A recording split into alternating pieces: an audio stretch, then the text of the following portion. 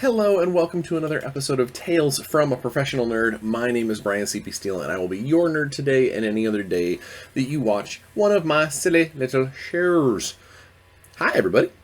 Alright, so, excuse me. Today's going to be kind of a quick week in Bryan. I guess I have a couple things cool to show, but personal, things are going as well as can be expected.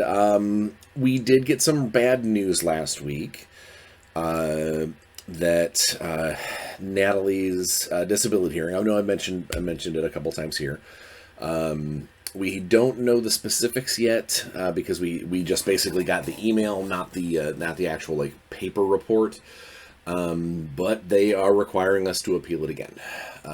So despite her having a degenerative nerve disease and the federal government saying that she is ADA capable, or ADA not compliant, that's the you know what I mean. Indiana is still got problems. We don't know exactly what those problems are. We have to get the actual paper report from the Social Security Administration's office, people who handle disability. But it's a bummer, and I know Natalie is really upset about it. But I guess right now for us, it leaves us more or less in the same place. We really are, we're really holding out for this to eventually connect. Being a single income household is difficult. So we're hoping that, the whatever the paper says is easy to fix for the appeal. We hope our lawyer is, willing to continue pursuing this. We'll take it one step at a time. So it was bad news. It was not good news. But other than that, everything else has been doing great. We're both healthy. Allergies are kind of kicking her butt right now, but we're doing just fine. The kids are doing good. This is the last week of school for both of our kids. Which means summer classes for one of them. Connor is trying to do the college fast track extended program thing, so he catches a couple at least one class pretty much every summer. Asa got a new job. Yeah, so it's going into summer. It's on the cusp of summertime, so everything's weird. Gaming wise, playing a lot of Payday 3, Baldur's Gate 3, a lot of 3 games, oddly enough. And last weekend got to play my wife's Land of Monsters D&D game. It was a great session. We did have a little hiccup with all the players feeling like one scene may have been over narrated rather than the players being able to do so. But to my wife's to Natalie's to Natalie's benefit, to Natalie's side of point of view, she has been watching a ton of online streaming role plays like Critical Role's, Dimension 20s, those kind of a lot of actual plays, a lot of live plays shows, and a lot of those shows do a lot of narration, a lot of here's the scene, here's all these things. And so she's really trying to up her game. No pun intended. And in this case, it may have felt a little heavy-handed at a home game where there's no audience to be playing to, and there's no time constraint as far as we've got to get this in this heavily produced episode.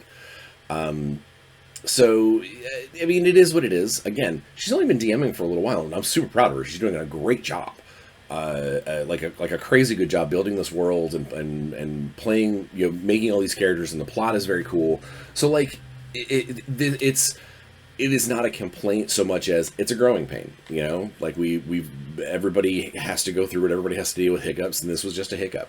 But other than that, we actually had a pretty good a pretty good session. We got a lot of information. We pretty much the next like turn of the plot wheel happened where the not I don't want to say like the bad guy revealed himself, but it is quite possible that we may have been over vilifying a situation, and it might actually be in someone trying to do something in their own best interest and not villainous, like not like with evil intent. So it'd be cool. We need to see where that goes. Hobby wise, so I was hoping to be able to show you. I've been hobbying. I told you I was going to get back to the desk because I had to, and I have been. I did like 3 hobby nights this week. Like an hour at a time, but no like marathon sessions. But I did the hobbying. They will definitely be done by next week, so I'll get to show you on next week's episode. Because they're currently like they've got some inks that are drying on them, and so I thought about either postponing the recording until they were dry, but I think that they're this far along now that they should honestly just be able to be completely done, like flocked and sealed in the whole 9 yards for next week. So I have cool things to show you next week. I'm feeling good about getting back into it. And something else happened. I mentioned last week. So, oh my god, it's heavy because I had to do some stuff. So one of the Warzone Eternal fans, players, demo people, amazing person, friend of mine from a long time ago, posted up a link to a cool STL that I could purchase for, that's right, a noodle bar. It's 2 different resins because I ran out and ordered what was on sale. So here we go. We have the noodle bar. It's God, you can't. I should have primed it first so you could see it better. But it's got noodle bar, and it's got some windows here. It's definitely a sci-fi feel. Like it's got a thing. Ignore this big gap. When I was doing the print, it slipped a little bit. I had a spillage, so it's solid. And I think when it's painted, I'll probably fill that gap a little bit. But it's got a cool sign with a little chicken on it. It says it's real meat on the glowing sign, and it's called the Noodle Hut. It says Noodle Bar. Sorry, I keep calling it a Noodle Hut, but it's a Noodle Bar. But it's got 2 things that I really, it jumps out as me as very cool. Is first off, obviously the top comes off, which is why it's as heavy as it is, because I had to because of that slant, that bend, I had to reinforce it with some additional resin, so it's got a little more heft to it. Not a big deal. You're not like juggling pieces at the table anyway. But it's the bottom part. The bottom part of this has this very cool, very very cool concept. So it's got the windows, but it also has a door. It's got this. I just pointed the windows off camera. It's got these windows, and it's got this door, like a big. Can you see that better? A big metal door, but the print is designed for us with a slot in it, and with at least this resin, the shutter resin has given me grief. But the this particular resin is very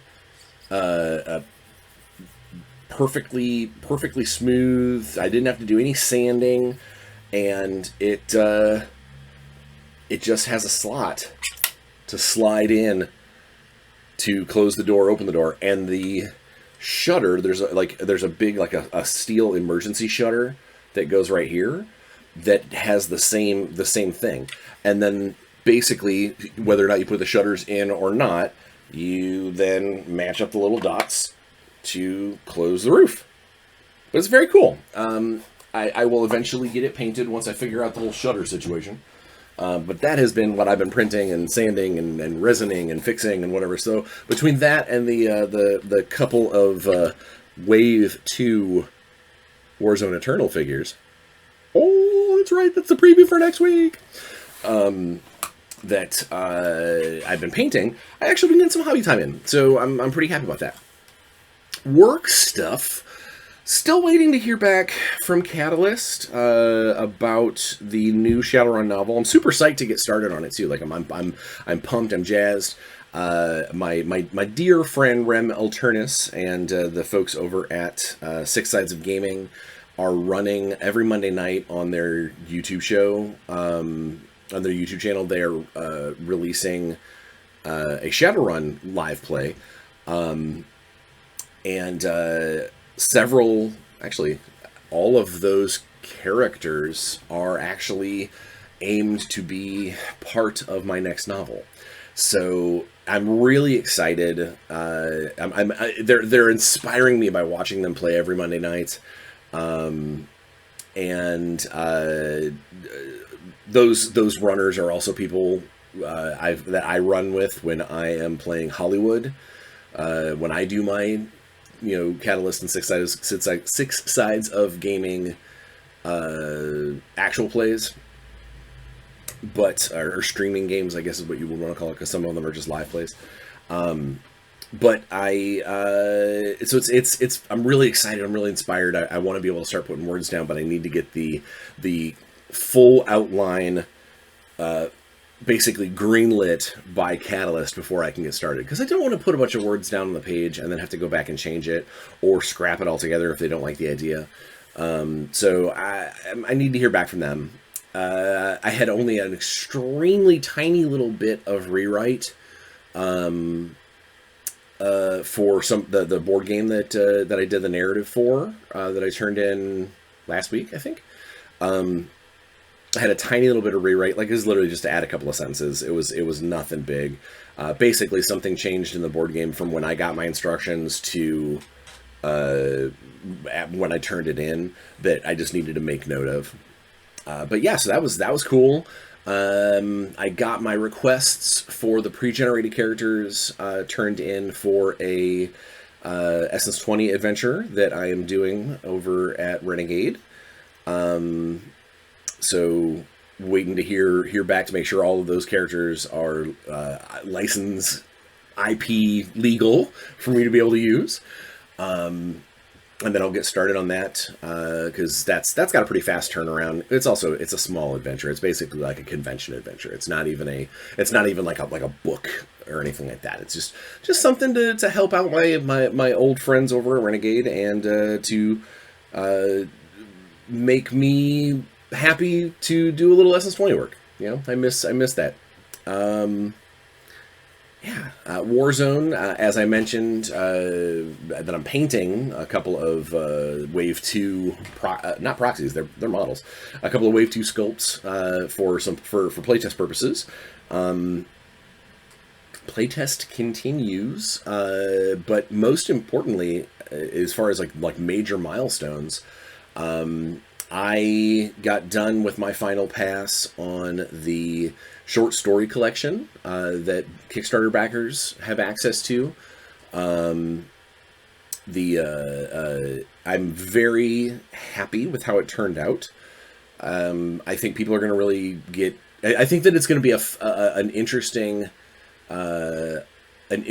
and fun book to read. Not only is it just that some good Mutant Chronicles, like some good sci-fi crunch, but it also shows a handful of units that we don't have access to, or we have access to them, but we haven't released yet. But it gives you at least a little bit of a heads up as to kind of our take and feel on a few of the units that we will plan on eventually releasing.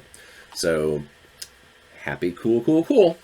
On that, I'm hoping that goes to the printer soon. I know that the rule book is almost done being completely laid out, and we'll be headed off to the printer soon after. So yeah, things for Warzone are coming together. Oh, I know that Alex said that I think the Kickstarter, the dice. It's either the dice or the decals. One of the add-ons and stretch goals and the things that we had, they came in, so they're at they're at Alex's place at Resnova Central, ready to start getting packed up when we start getting our miniatures and stuff. So it's happening. It's coming along, and it is. It's so awesome to see every piece of the puzzle start fitting together. When those boxes actually get shipped out and players start getting their stuff, retailers start getting their stuff, and we start getting to see our stuff being painted and played in the wild, I think that's going to... I get that little rush every time one of my projects or one of my books or anything like that is out in the wild. Alex has not had that yet, and I am looking very much forward to seeing the smile that's on his face when he sees people enjoying the fruits of all of his labors, all the stress, all of the... I mean, yeah, my labors too, but like, this has been his baby since the very beginning, and I'm very much looking forward to him for him to get the payoff. And we're getting closer. We're getting closer and closer. I am very excited. I also, speaking of Warzone, speaking of things that I'm excited about personally, I received the dummy picture of what the Luna City credit coin will look like for our tournament kit. And there was a typo on it. I'm glad we have this check step in the process, because the people who are doing the design, I don't believe that English is their first language, so they did not realize that the word cardinal is important. And they either saw my drawing or it was a mistranslation or something, because the original coin picture that I received said in Cardwall, CRDWAL. And while my buddy Justice over at Norse Foundry and I had a good laugh at the mistake, it did put a pause on. We had to send it back to the artist to have him fix it. And we will see how that turns out, but I'm very excited to get those as well. The tournament kit, I've barely put any effort into it just yet, because I've got other things on my plate currently, but I do know when it's time to put that first tournament pack together, that first OP kit, so to speak. I will be, it will be very, I won't say easy, but the lineup is already there. The structure is already there. I just basically need to sit down and put the words to paper and make a cohesive document out of it. That's what I have to do. I just haven't done that yet. And then, to my primary gig, my Evil Genius gig, which will lead into today's topic. You'll notice a trend. Yeah, no, it's been good. Evil Genius has been fine. The Ego program stuff is starting to spin back up because we found some very, very good... we had lost our layout person. We had a freelance layout person that left us back in February. And we've been kind of licking our wounds, getting our books and our projects and stuff laid out until then, or since then. And we have now, I put the call out to people that I know, people who know, like, friends of friends in the industry, basically graphic artists and layout people that could, take some work pretty quick, possibly with the concept of having more going forward.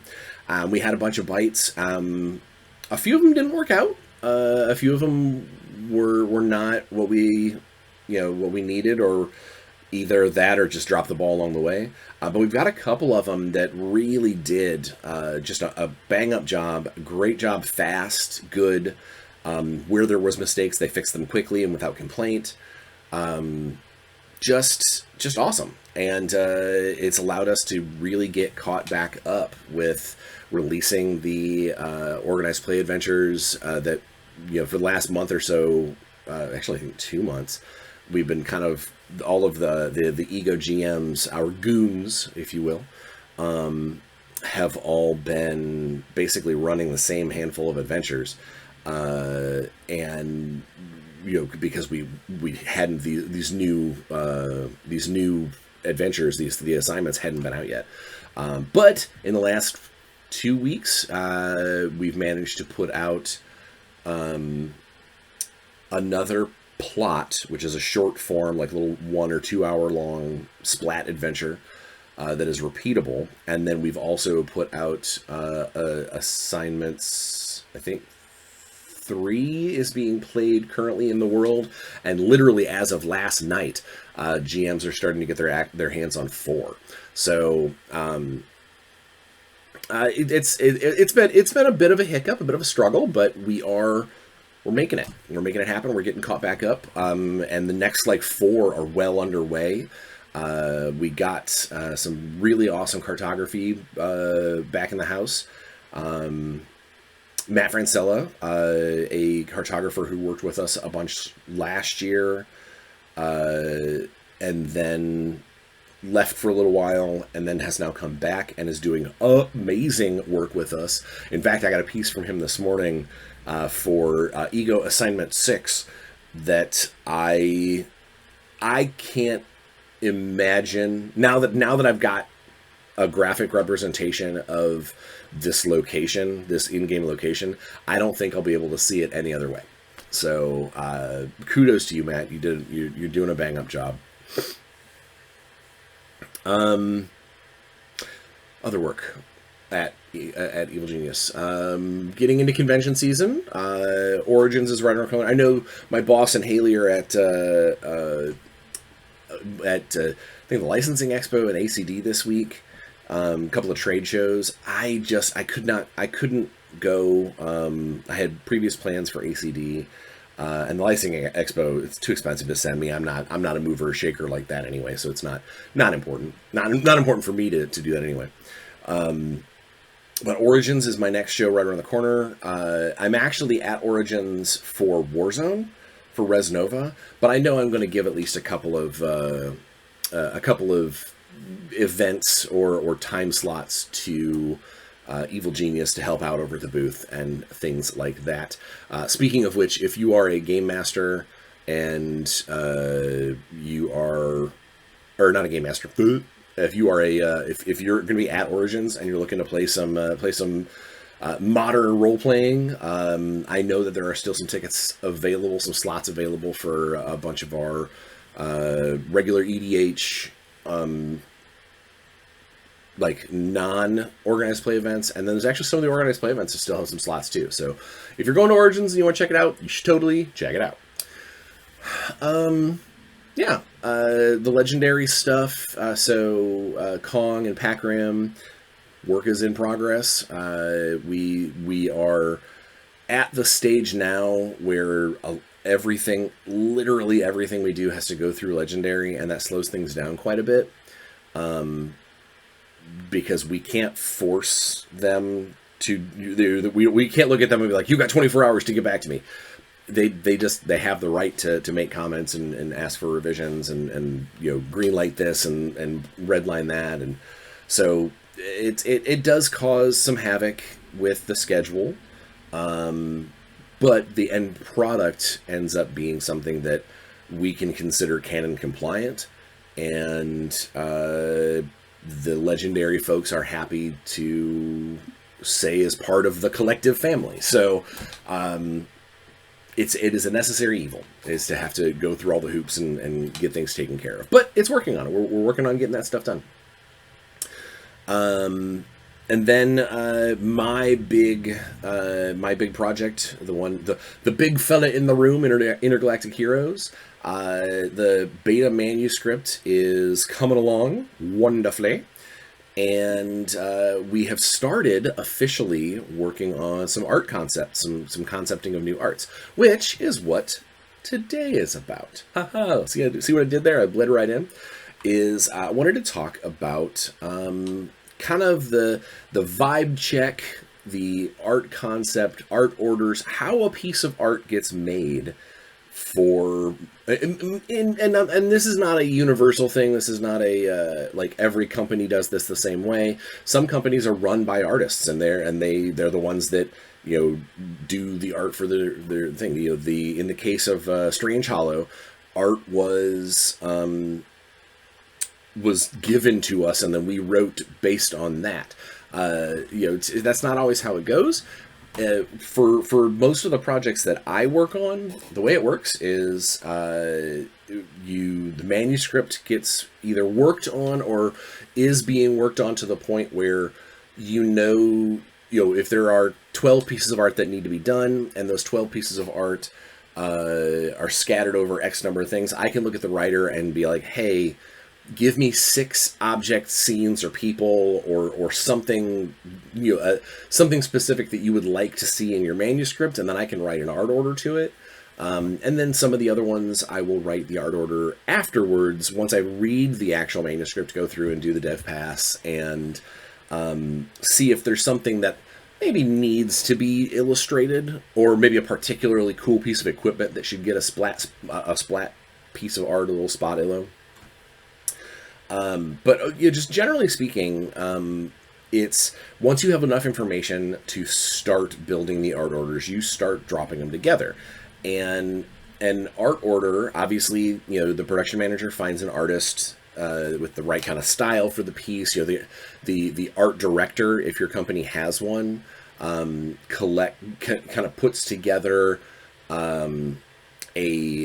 sometimes it's called like a vision board, or we've called it a vibe check before, or a style guide, a style board, where a bunch of pictures and words and adjectives and concepts and sketches and everything that makes if you hand this to someone, digitally or otherwise, and they look at it, they get a general feel, they get a vibe, they go, okay, so this guy is kind of like, okay, so this class is very much Indiana Jones, because I'm seeing a bunch of adventure scenes and treasure and cobwebs and traps and a lot of leather and brown, and so it allows the artist to look at this and get a feel and get an idea, a concept in their mind of what they're going to do.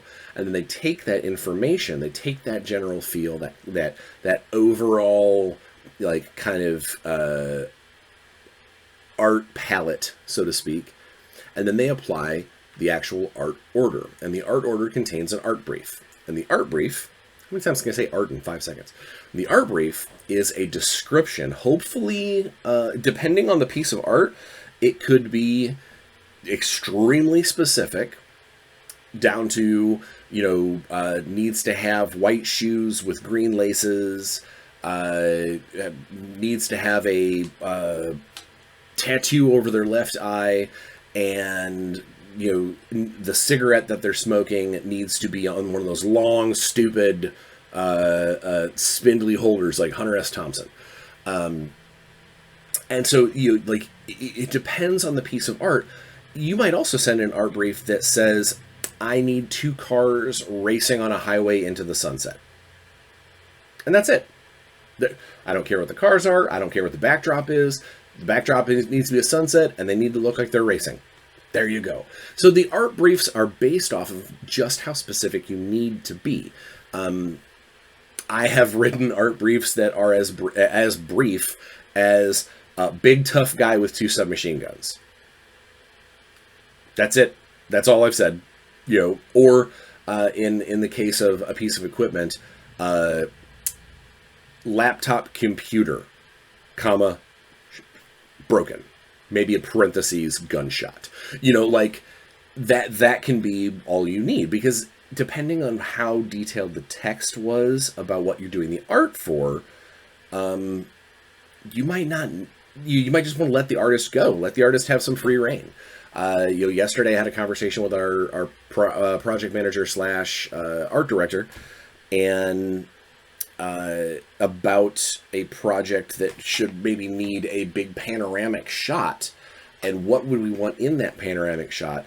And so rather than detailing every single thing, the description is, here's the panoramic scene, here's the general feel, see vision board B, and then here are 6 elements or characters or something that need to be in that scene. And if we need to be more specific about, we would like these in the foreground, these in the background, we can do that. And then it's up to the artist to follow that brief and create the piece. And then as a work in progress as it goes, we can make tweaks. We can be like, hey, yeah, this one doesn't fit. He's way too far forward. We said this guy needed to be in the background. We mean really in the background.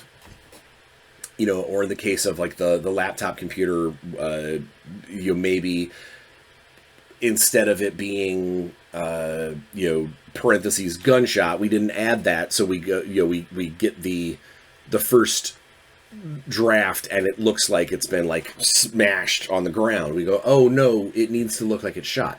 And now that's something that falls on the art brief to hopefully be more specific, rather than just saying broken laptop and then having to have the artist change it when it should have been more specific in the art brief. So you've got to try and be as specific as you need to be, unless you don't care, unless the manuscript doesn't matter the exact details. Then you just let the artist do the artist thing. You let the artist follow the concept, follow the feel and the vibe, just keep the style the same, and let them have fun. Let them do what they need to do.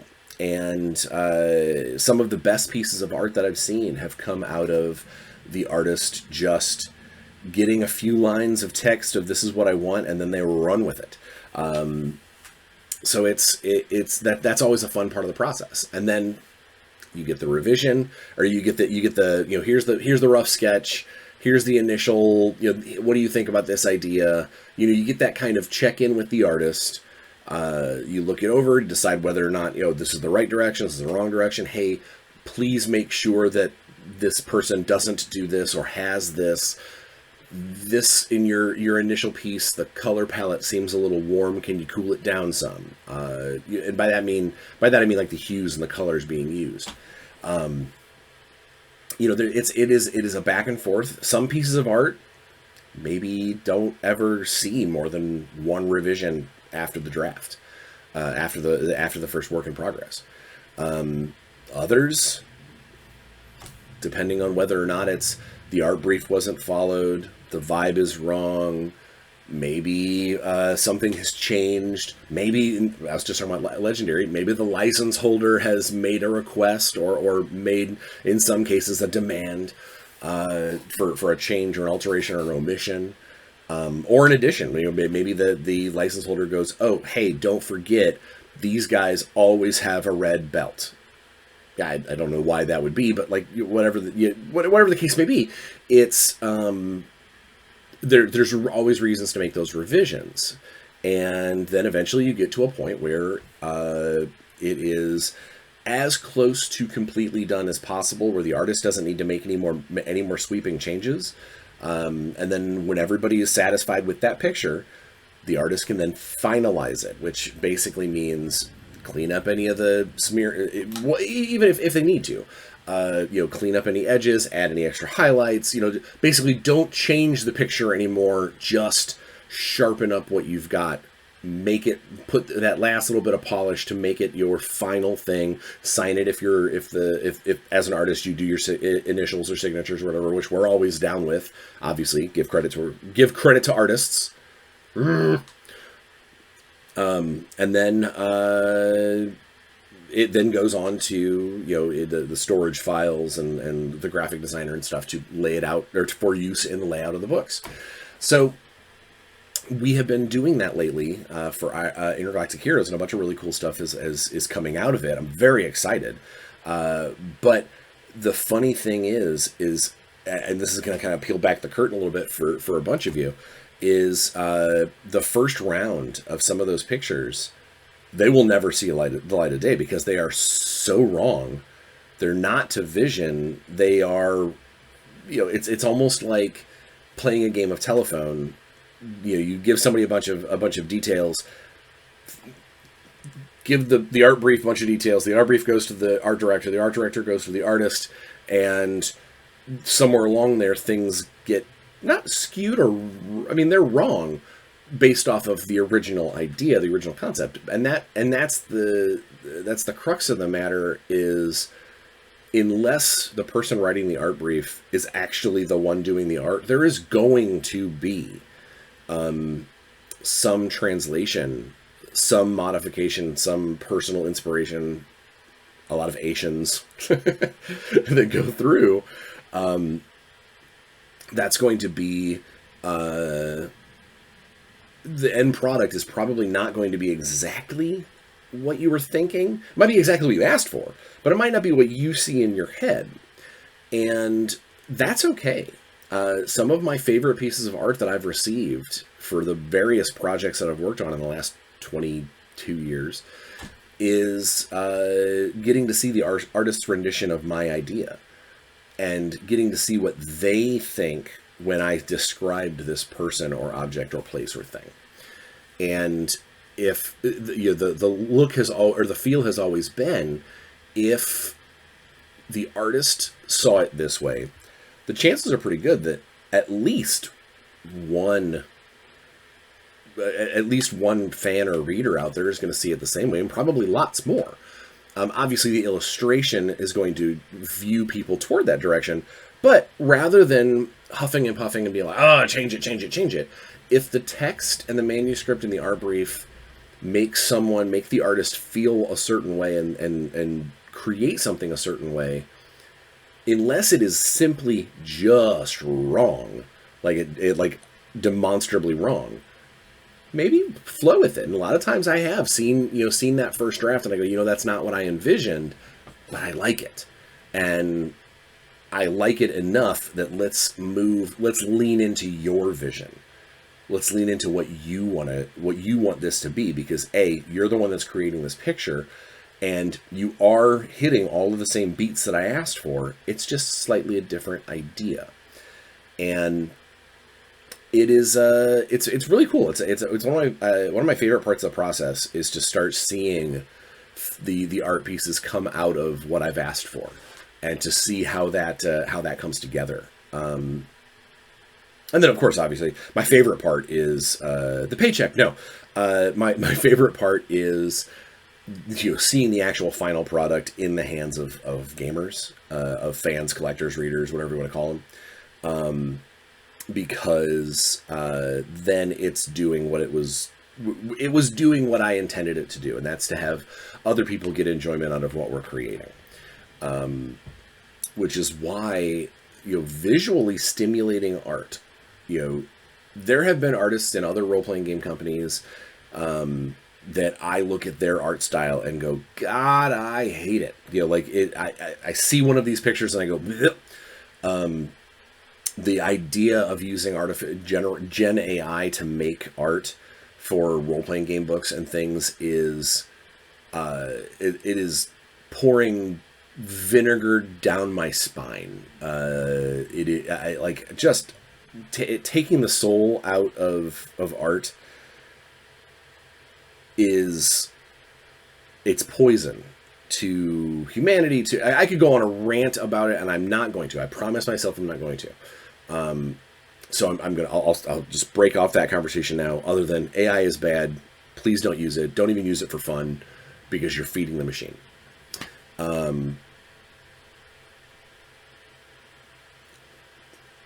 My hate made me forget. So it is getting to see these final pieces of art that makes me so happy. But there are definitely pieces of art that I don't like. And I'm sure there are people out there that love it. There had to have been someone, otherwise it wouldn't have made it into a book. It wouldn't have made it into a product. And, everybody has their own opinions when it comes to style and feel. And man, there are a lot of people out there that give Rob Liefeld, comic book art, speaking of, give Rob Liefeld just no end of hell for what he can and can't do. Looking at you, feet. Or the sheer volume of pouches that are on everything that he does. Whereas one of my favorite Marvel artists of all time is God, I can't remember his last name, or his first name is the Texera from the '90s Ghost Rider comics. I love that style. But then 2 issues later, there can be this person who's doing almost like super deformed, the Max style characters, and it's off-putting and horrible. And I actually have a hard time getting through the story because the art is so not what I enjoy. I don't want to say bad. And one of the things that's big about, in my opinion, is in a book, you want to try and keep, in a single product, you want to try and keep the style itself somewhat close to itself. You don't want jarring pictures that, you turn the page you turn 4 pages later, you look at this really beautiful water painting, kind of, blurry background, seemingly like watercolor style painting. It's gorgeous. It looks almost like feudal Japan art, like scroll art. And then 2 pages later, here's this like hard lined, cell shaded Borderlands style thing. They could be both amazing pieces of art, but you've got, the vibe is so off and so different between the two of them. It can be jarring. It can be, like, am I looking at the same book here? And I'm hoping that some of our products going forward, we try and stay a little more kind of consistent in our art, rather than, this person does this style, this person does this style, this person this style, and they all get in on the same project. I would much rather have a single artist, or at least like a couple of artists that have the same style, all working on the same project, kind of in the same capacity, than a couple of pieces here, a couple of pieces there, a couple of pieces. Here's 8 artists that come in and do all different things. That is my opinion. I'm sure some art directors might say otherwise. And I think art cohesion is a big part of the process. Talking about the creating art for gaming products. I think having that vision, that view, that collective style concept is a very, very important part of the stage. And it takes a while to put it all together. Paul and I have been working for the last 3 weeks putting it all together out by individual vision boards and individual stuff, but we're about ready to the point to start ordering concept art and cover art and things for the Intergalactic Heroes book, or books, depending on if we get what we want. Long story. But it's been a process, and Paul has been doing this. So I've been ordering art for my various books and being part of the projects and asking, hey, I want a thing for this here, for a long time. I've been ordering sculpts and concept art for miniature games for a long time. I've only been doing art direction for printed products probably for the last decade, maybe a little longer. And Paul he's really good at it, really good.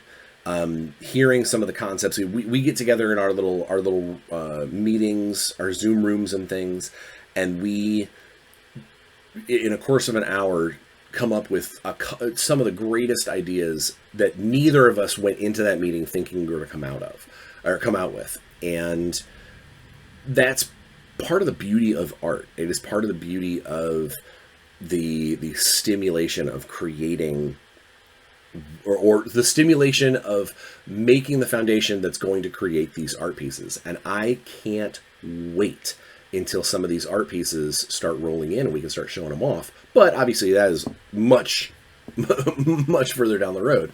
But even just knowing that we're at the stage. We're at the stage where we're starting to build the art orders, build the art briefs, grab the inspirational pictures online and say, oh my gosh, the Acrytidins I need them to have exoskeletons like this. I need them to have. I need the Nidians to have the semi-translucent like protective domes on their bio suits, so you can see the jellyfish inside.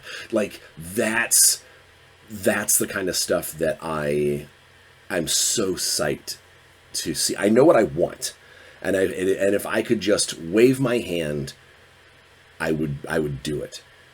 But I cannot wait to see what the artists do with our concepts and refine them based off of our asks and our tweaks and our things, because I think we're going to see some fantastic, cool new pieces come out of this. And I think that's the goal of any art direction. I think that is definitely the goal of the way to create art for a gaming piece is to realize that you are setting the path, yes, you are setting the goals, you are even building building the structure around it. But at some point, you do hand the reins off to the artist and see where it takes you. You may want to shout and say, "Hey, turn left," you need to turn right away from that really weird looking face. Like there obviously you can do some direction. That's your job.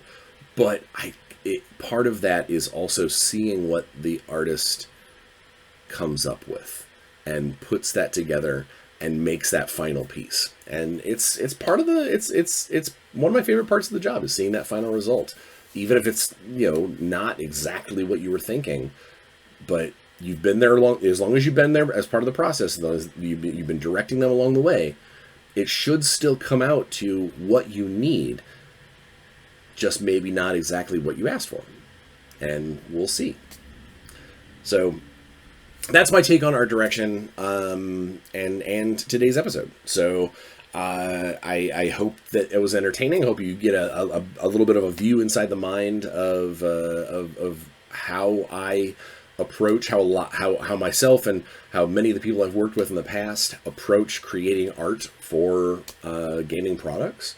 And I don't know if that was helpful or just informative or maybe just entertaining. But yeah, the end of the message here is art and artists are very important, but so is the art direction involved. Everybody has to work as a team. Nobody in a vacuum. And I said I wasn't going to go on a rant, so I won't. All right.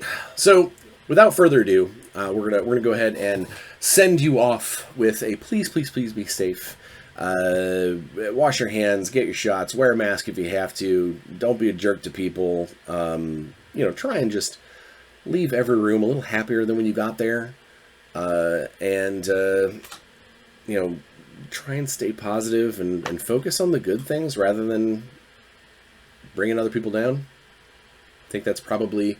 I think I'm gonna take a second before I completely close off. There's been a lot of people being negative for the reasons they think are positive lately. People being mean because they think that they're protecting someone else. I think that it is just a really good hint at, if you weren't asked to try and fight a fight, maybe they don't want you to. All right, sorry. Totally off topic. Sorry, I went down a weird rabbit hole. That's how my brain goes sometimes. No matter what, again, please be safe. Just be good, and try and be more positive, and realize that sometimes your actions, just try and if your actions aren't going to do anything to make that room a better place, a happier place, then maybe just take a breather, take a step, and hold back until somebody asks you to take those actions. Yeah. So until we meet again, when I get to show you some cool stuff that's drawing on my hobby board. From me to you, love you very much, and please, please play some games, because that's what we're here for. See you next week.